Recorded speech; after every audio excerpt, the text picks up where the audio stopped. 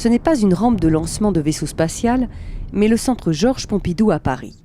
Le plus grand musée d'art moderne qui illustre l'importance de la bande dessinée dans l'histoire de l'art du XXe siècle en présentant l'œuvre du célèbre dessinateur Hergé qui aurait eu 100 ans en 2007. Cet autodidacte s'est révélé un travailleur inlassable et un créateur de génie. Il abandonne une forme d'expressionnisme proche du cinéma muet au profit d'une grande précision descriptive.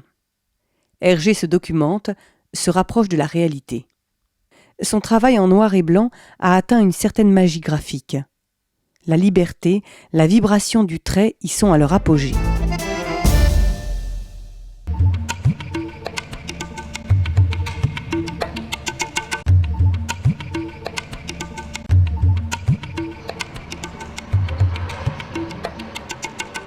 Les bonsaïs viennent de Chine, historiquement parlant. En Occident, on a pris l'habitude de penser que c'était japonais, parce que les premiers bonsaïs qu'on a connus en Occident venaient du Japon.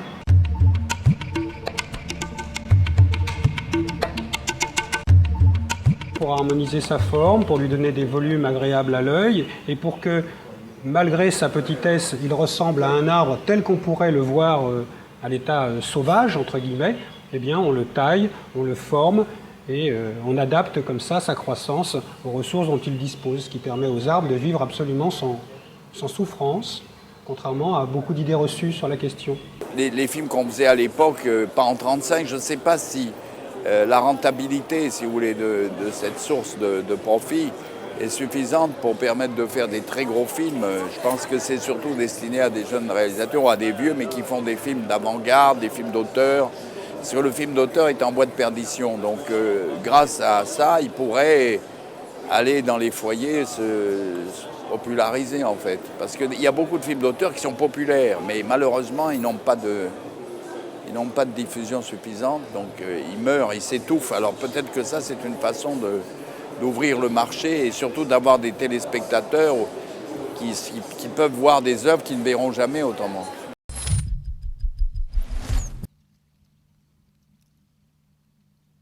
Il y a 15-20 ans, oui. 20 ans, même peut-être pas plus que ça.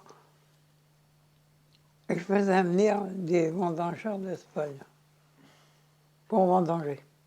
Ils n'en trouvaient pas dans le pays suffisamment.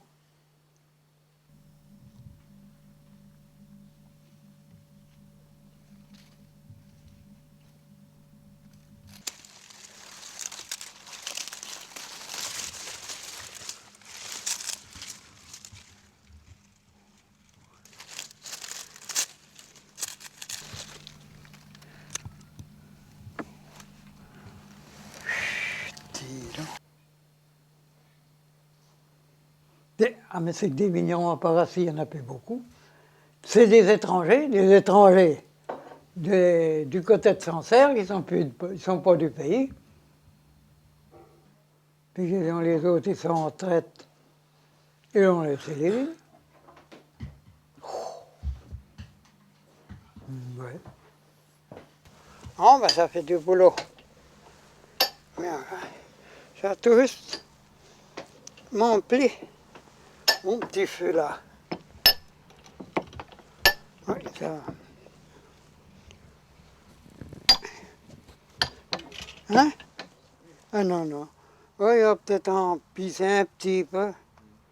Je ne sais pas si ça va m'emplir mon feu. J'ai un petit feu là, mais il n'en manque pas beaucoup. Mais... Ah, là, c'est du vin. Du vin nouveau. Je vais le mettre dans le feu.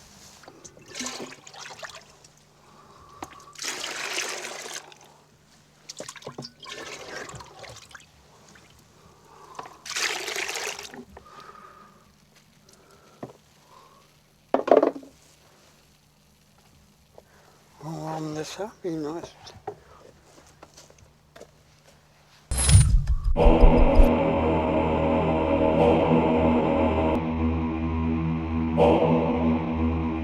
Ce livre, il nous invite à pénétrer au cœur des cultures autochtones. Les peuples autochtones, il faut rappeler que c'est 5% de la population mondiale, 300 millions d'individus répartis sur plus de 70 pays.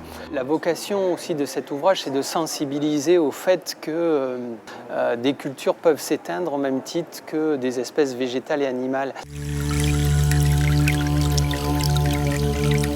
Il y a autant de différences avec des Indiens, des Iroquois par exemple, qu'avec des Navajos. On retrouve les mêmes différences qu'on peut avoir chez nous en Europe avec des Suédois et des Portugais ou autres Italiens. Ici, une personne a pris le temps sur cette peau de dessiner un fait historique, c'est-à-dire que c'est un combat auquel il a certainement dû participer.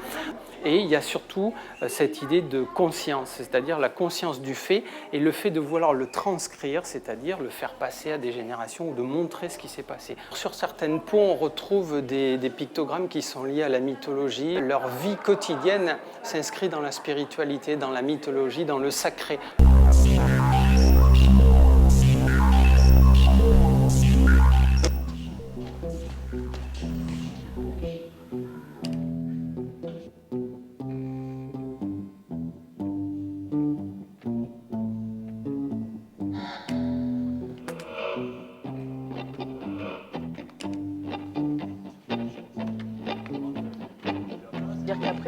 C'est-à-dire dire, voilà, si tu veux filmer, il faut que toi tu sois parti là comme ça, ici, plaf, toi tu te mets là comme ça. Salboucan, c'est d'abord une rencontre avec des clowns, avec 4 clowns avec lesquels j'avais envie de travailler et que je voulais mettre ensemble sur un plateau.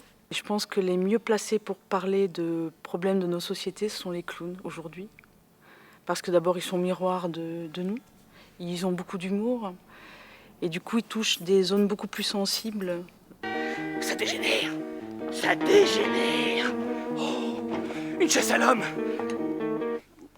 Oui, passez-le-moi, passez-le-moi. Pas d'affolement, je contrôle la situation. Non, j'ai pas dit ici, j'ai pas dit ici, j'ai pas dit ici, j'ai pas dit ici, je dis assis. Assis c'est là-bas, assis c'est là-bas, assis. Ici, c'est pas pareil.